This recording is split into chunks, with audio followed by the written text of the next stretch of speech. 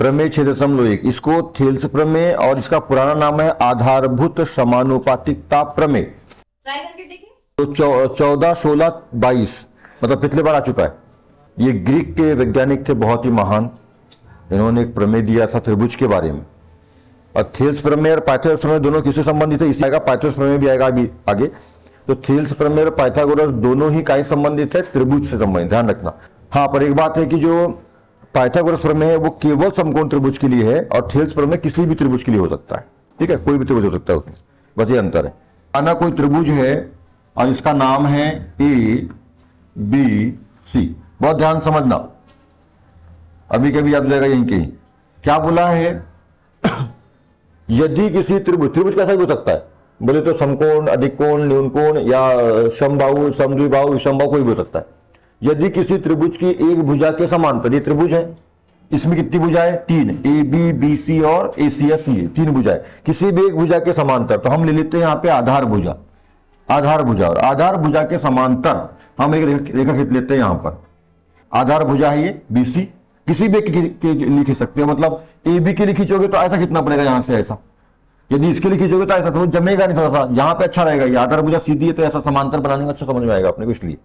तो BC भुजा है इसके, तो एक त्रिभुज है, उसकी किसी एक भुजा के समांतर क्या खींच लो? रेखाखंड खींच लो ABC। तो इसको नाम दे देते हैं D और E। तो ऐसा तीर का चिन्ह कर दो, या रेखा बोल सकते हो। हाँ, रेखा बोल दो, कोई दिक्कत नहीं। रेखाखंड, रेखा बिल्कुल सिंपल है, यही कि याद हो जाएगा आपको, है ना। किसी त्रिभुज में एक भुजा के समांतर एक रेखाखंड खींचा जाए तो यह रेखाखंड अन्य दो भुजाओं को, तो किसके समांतर खींचे हो?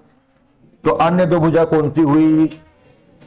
ठीक है, जो त्रिभुज में बच गई अन्य दो भुजा AB और AC, उनको समान अनुपात में बांट देती है। इसका मतलब ये हुआ AD और DB का अनुपात समान रहेगा, AE और अनुपात समान रहेगा। मतलब क्या हुआ?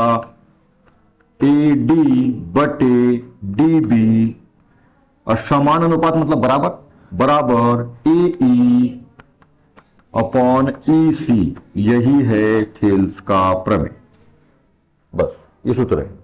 किसी त्रिभुज में एक, दो समझो, किसी त्रिभुज में एक भुजा के समांतर, जरूरी नहीं है कि आप ये BC के समांतर खींचो, पर यह दिखने में अच्छा है, बनने में अच्छा रहेगा, है ना, आपको समझ में आएगा, इसलिए मैंने किताब खींचा।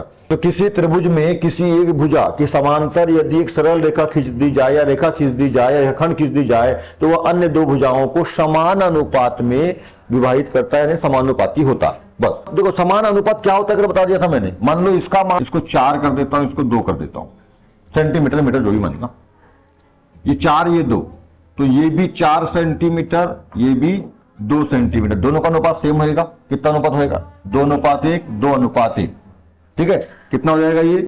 4/2 बराबर 4/2, मतलब 2/1 बराबर 2/1 हो गया समान अनुपात, है ना। अनुपात कैसा है? समान। इसका मतलब ये बटे है, ठीक है। और 4 बिंदी का मतलब क्या है? बस 2 बिंदी की एक लाइन, तो 4 बिंदी की 2 लाइन। ठीक है, ये क्या है? ये क्या है? लिख लेना, लाल लाइन के ऊपर लिखना, ध्यान रखना। ये क्या है? अनुपात। और ये क्या है? समान अनुपात। 2 है, समान है तो समानुपात, समानुपात। ये पहले आप लोगों का था, अध्याय 3 था 10वीं में, इसके सिलेबस के पहले अध्याय 3 में अनुपात समानुपात का चैप्टर था, इस बार निपटा दिया।